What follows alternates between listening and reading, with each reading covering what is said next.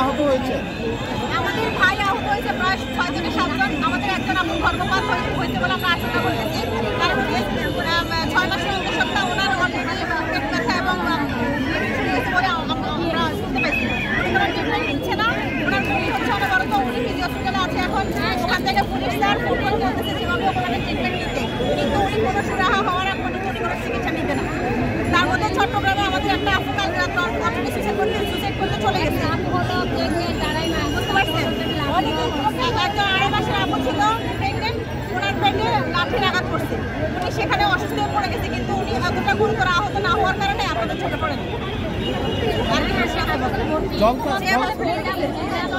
জল কামান দিয়েছিল, ঠান্ডা পানি দিয়েছিল, গরম পানি দিয়েছিল? ঠান্ডা পানি দিয়েছিল যাতে আমরা ওখানে বেশিক্ষণ অবস্থান করতে না পারি।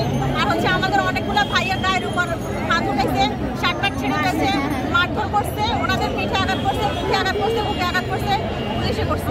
আসলে আমরা স্বৈরাচার পতনের পরে আমরা আশা করছিলাম অন্তত পুলিশের এই আচরণগুলো চেঞ্জ হবে। আমরা এই আচরণগুলো চেঞ্জ দেখিনি।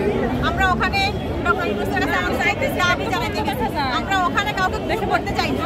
আমরা সুপারিশপ্রাপ্ত শিক্ষক, আমরা সন্ত্রাসী না। আমরা আমাদের নারীদের এবং আমাদের ভাইদের যৌক্তিক দাবি আদায়ের জন্য গেছি। আমাদের সাথে যে আচরণ করা হয়েছে ওদের আমরা সন্ত্রাস, এই আচরণ করা হয়েছে। আমাদের প্রেগনেন্সি বোনদের গায়ে হাত করেছে, আমরা এটা মানতে পারতেছি না। আপনার নামটা কি? আপনার কোন জেলা থেকে আসছেন?